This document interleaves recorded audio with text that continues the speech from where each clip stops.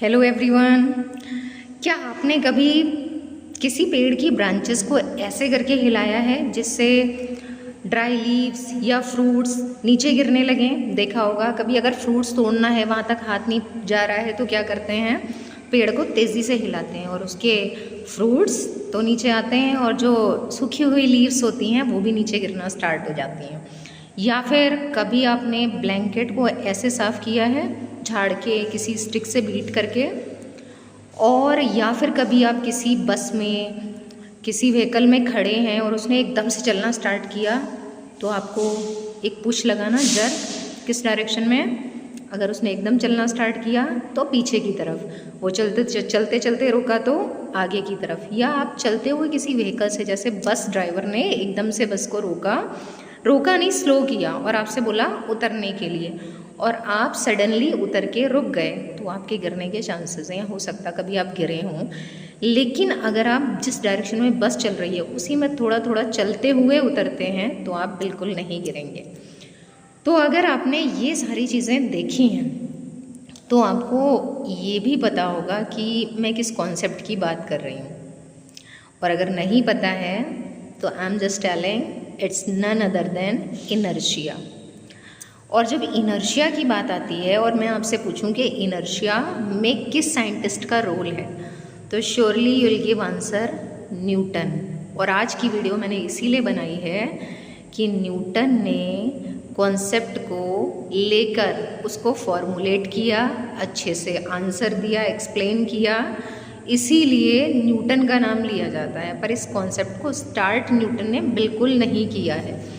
इस कॉन्सेप्ट के पीछे बहुत सारे साइंटिस्ट का रोल है जिनका नाम बहुत कम लिया जाता है, या करेक्टली पता भी नहीं है कि इनर्शिया का कॉन्सेप्ट दिया किसने था।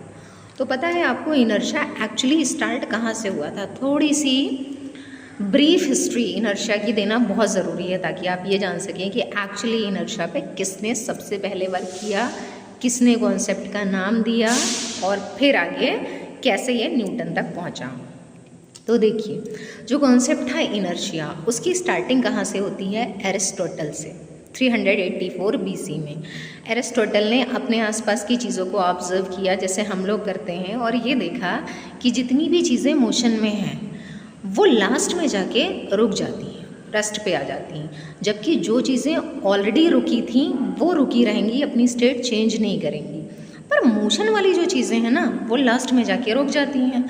तो एरिस्टोटल ने ये सोचा कि इसका मतलब हर एक ऑब्जेक्ट की जो लास्ट स्टेट होती है, जो फाइनल स्टेट होती है, that is rest. All the objects eventually come to rest. तो लास्ट में उन्हें रेस्ट पे आना है, उन्होंने यही बताया एरिस्टोटल्स फॉलेसी में। अब उसके बाद नेक्स्ट नंबर आता है गैलीलियो गैलीली। बहुत फेमस साइंटिस्ट हैं, टेलीस्कोप के इन्वेंटर हैं, नाम सुना होगा। पर इनर्शिया कॉन्सेप्ट के पीछे उनका बहुत बड़ा रोल है। गैलीलियो ने कई सारे एक्सपेरिमेंट्स किए। इंक्लाइंड प्लेन को लेके एक इस तरह का प्लेन लिया और उस प्लेन पे एक बॉल को रोल डाउन कराया, दूसरी साइड एक और इंक्लाइंड प्लेन रखा, बॉल ऊपर तक जाती है। ये सारे एक्सपेरिमेंट्स के बाद उन्होंने ऑब्जर्व किया कि नहीं, ऑब्जेक्ट की फाइनल स्टेट जो है ना वो रेस्ट नहीं है। ऑब्जेक्ट चल रहा है तो चलता रहेगा, अगर रेस्ट पे है तो रेस्ट पे रहेगा, अपने आप से अपनी स्टेट को चेंज नहीं कर सकता। और ऐसा क्यों है? आप देखते हैं ना कि अर्थ पे तो ऐसा नहीं है, जो चीज़ मोशन में है वो रेस्ट पे आ ही जाती है। और कहा यह जाता है कि जो मोशन में है वो मोशन में रहेगा। तो एक्चुअली ऐसा क्यों होता है अर्थ पे? इसका रीज़न, इसका आंसर गैलीलियो ने दिया था, और इसका आंसर था फ्रिक्शन। अर्थ पे फ्रिक्शन है तो एट लास्ट अर्थ पे हर चीज़ को रेस्ट में आना है। जबकि यूनिवर्स की बात करें, स्पेस की बात करें, सेलेस्टियल बॉडीज़ देख लीजिए, जितने प्लैनेट्स हैं वो एक दूसरे के अराउंड रेवोल्यूशन कर रहे हैं बहुत पहले से, और बहुत बाद तक करते रहेंगे, कब तक हमें पता भी नहीं है। क्यों? क्योंकि वहाँ पर फ्रिक्शन नेग्लिजिबल है, या ये कह सकते हैं कि वहाँ पर बॉडीज़ इस तरह से डायरेक्ट कॉन्टेक्ट में आके मोशन नहीं कर रही हैं, वहाँ बॉडीज़ के बीच में स्पेसिंग है। और फ्रिक्शन जनरेट होता है कॉन्टैक्ट से, जहाँ सरफेसेस कॉन्टैक्ट में आती हैं वहाँ फ्रिक्शन होता है, बॉडीज़ के मोशन को रोक देता है। तो ये चीज़ एरिस्टोटल एक्सप्लेन नहीं कर पाए थे और ये गैलीलियो ने एक्सप्लेन किया। तो जो सबसे पहले कॉन्सेप्ट इनर्शिया है ना, वो गैलीलियो ने ही दिया था। गैलीलियो ने एक्सप्लेन किया था कि inertia is the inability of the body that it cannot change its state of rest or of uniform motion by itself. तो ये कॉन्सेप्ट गैलीलियो ने दिया है और नाम लिया जाता है न्यूटन का. What is the reason behind it? तो जानते हैं आप इसके पीछे रीज़न क्या है? इसके पीछे रीज़न ये है कि गैलीलियो ने एक बहुत इम्पॉर्टेंट टर्म मिस कर दिया था, and that important missing term was force. क्योंकि इसके बाद जब न्यूटन ने एक्सप्लेन किया तो इसको इनर्शिया नहीं बोला गया, इसको बोला गया law of inertia. Law of inertia Newton ने क्या बताया कि a body at rest remains at rest until a body in motion remains in uniform motion until or unless an external force is applied on it. तो जो Newton की definition है, जो Newton का कॉन्सेप्ट है, उसमें वर्ड आ रहा है फोर्स. गैलीलियो ने बताया था कि बॉडी की इनएबिलिटी कि वो अपनी स्टेट चाहे रेस्ट हो या motion, it can not change by itself.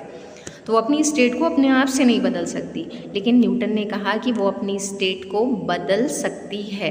कैसे?